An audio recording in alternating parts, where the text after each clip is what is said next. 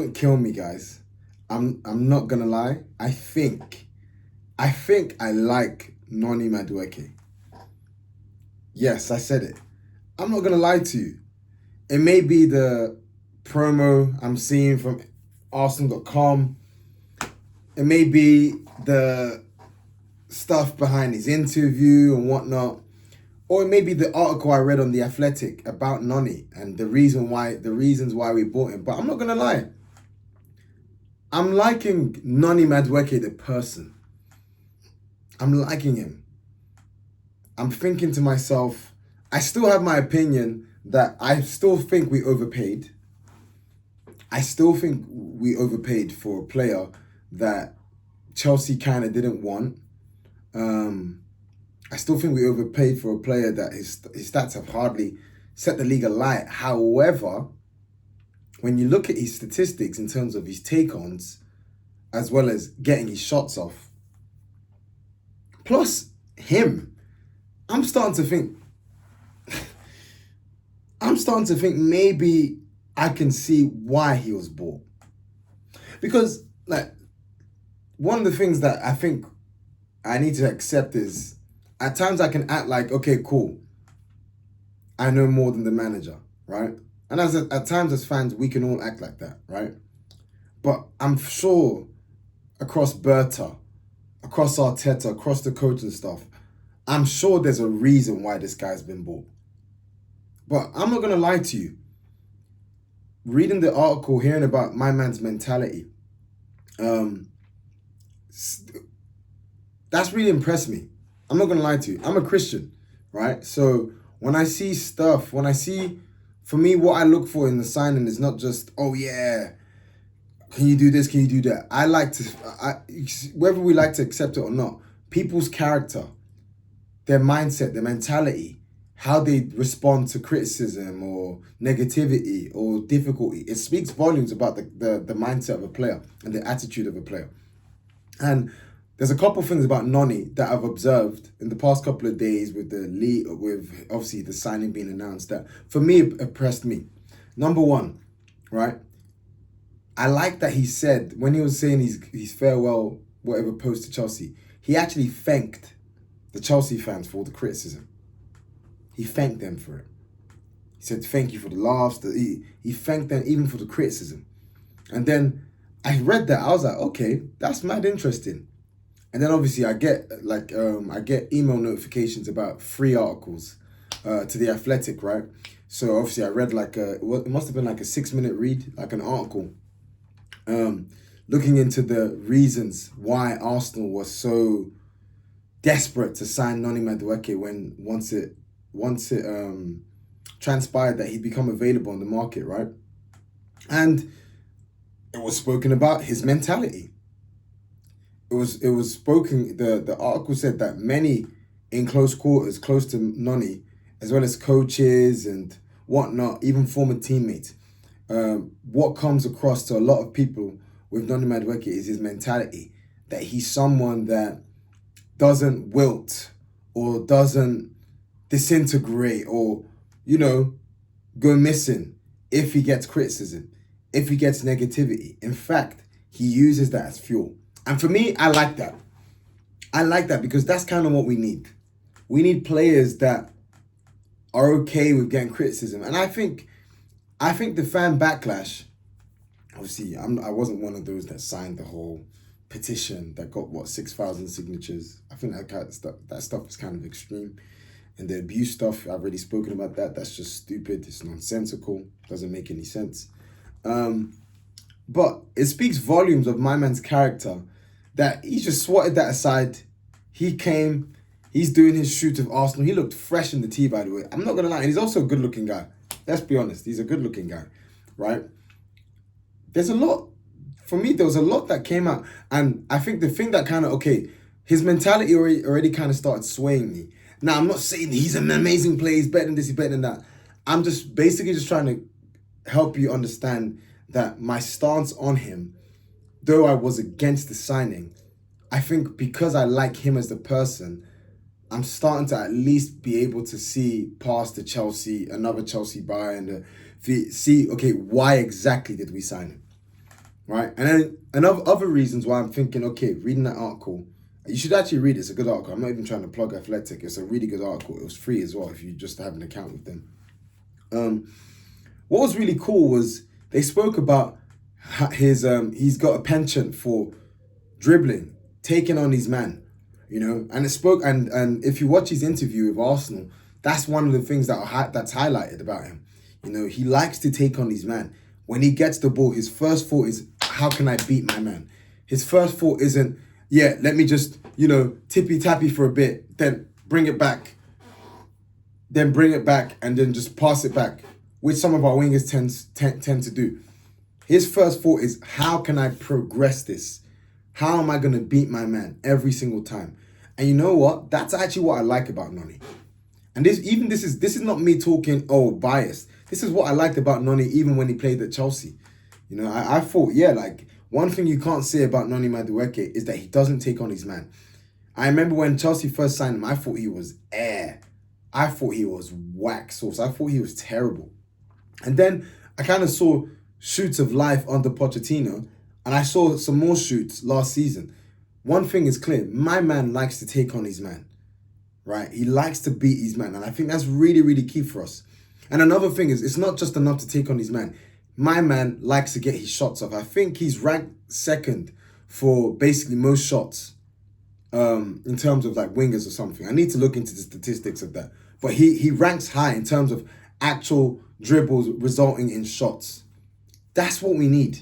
How many times as an Arsenal fan, guys, how many times do some of our offensive players get outside the box and you're thinking, shoot, or even get inside the box and you're thinking, shoot, and then they pass, and then they wait, and then they pass and interplay, just shoot. I know, I can't tell you the amount, I don't think there's a match I watch of Arsenal's where I never say, just shoot. And to actually have a winger that you're not going to need to say that to is actually going to be refreshing.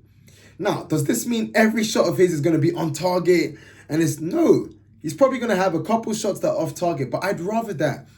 I'd rather a guy who gets the ball 9 times out of 10, he's shooting, and out of those 10 shots, he gets 6 on target, than a guy who, with the same opportunity, only gets his shot off 2 out of 10 times. I'd rather the former. So the point I'm making is I can kind of see why we bought him. I can see why. And it's interesting because I was comparing him to Kudus. But if you look at his statistics, he for goals and shots on target compared to Elanga and Kudus, who were bought for like 3 million more, he's better than them. Now, obviously, Elanga got more assists than him. Elanga created more chances than him. Elanga had more through balls than him, right? But he had, I think Kudus had better statistic for take-ons completed. But out of all of them, Noni has the best take-on success, and he has the most touches in the opposition box, right? So what are these stats saying? These stats are saying that Noni is a guy that wants productivity with the ball, not just to look busy. We got too many wingers that like to look busy. Touch it, move, do something. That's why Saka is such a breath of fresh air. Because when he gets the ball, my man is looking to create something. It's either an assist, it's either a shot, it's either a shot action, it's either a rebound, it's something. And we need that with Noni. So I can see why we bought him.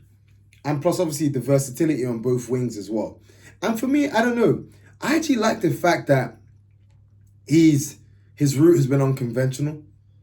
I like the fact that he was playing for Spurs, Barnet boy, then he went to PSV, was there a long time.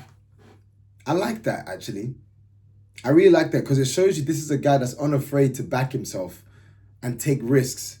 So, guys, this is not like a Noni, what's the word? Love fest.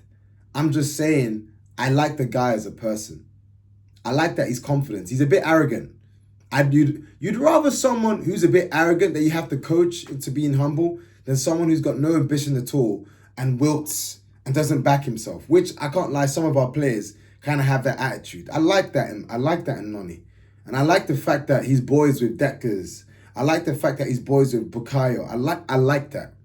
So I'm starting to see, and obviously, people spoke about his attitude, but the report in The Athletic said that, look, Arsenal up higher ups, when they were trying to buy him, supposedly they kind of got like a referencing like on his attitude, his mentality from the players, like, what your thoughts, and all the players glowing reference for Noni.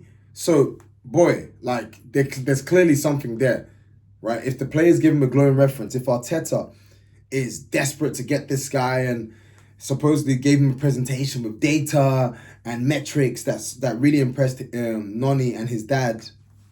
Hey, who am I now to just turn my nose up at? He signed for the Arsenal. I gotta back the guy, and I'm just saying I like him. I like Noni Madueke, the guy. So let's hope this works out. I have a feeling it will. And then just to close out, I just wanted to touch on Man United. They are this club, man. Cunha for 62.5 M's, fair. Really, he had a while to go in his contract, release clause, settings, fair, 62.5 M's. If you talk about most efficient attackers in the league the past couple seasons, he's there. That's a lot of money, but he's there, and it's a player that was bought, I believe, for 45 million. So that makes sense. It's hardly laughable that it's hardly, what's the word I'm looking for? Yeah, it's normal. It's sensible for Wolves to want to make an upturn in their investment, right? But one thing I gotta address is 71 for Mbuemo. Mbuemo is a good player. Mbuemo 100% is a good signing. I don't know where he fits in with Amarim's system, because my man likes to play wing. My man he's free at the back, wing backs, is free central mids, he's two central mids, I believe. So 3, 4, 2. Oh yeah, 3 central mids, and then he plays his 2. So I'm just trying to think, how does he fit in? I'm thinking offensively, because what I meant is Amarim, he likes to play 1 striker and 2 kind of like centre forward, false 9, attacking mid type of guys. So where does Mbuemo fit there? You bought Cunha. Is it going to be a thing where he plays Cunha up top and Mbuemo and Fernandes behind him?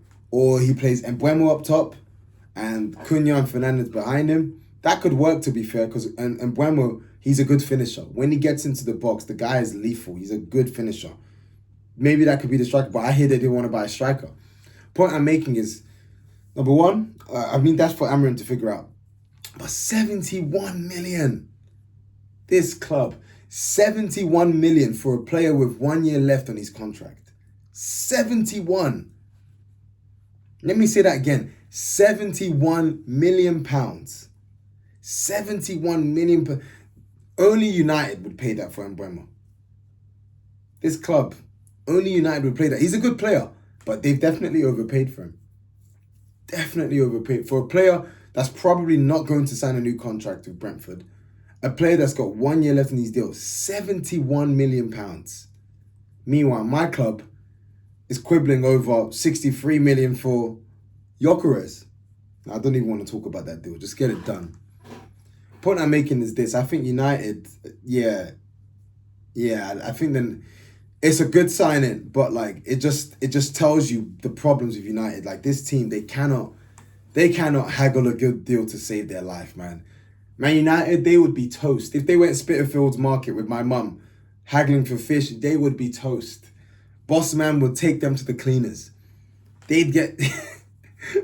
And what's crazy is they bought Omar Barada, the guy from Man City. Yeah, he's going to come in. Things are going to change. Bruv, they're still getting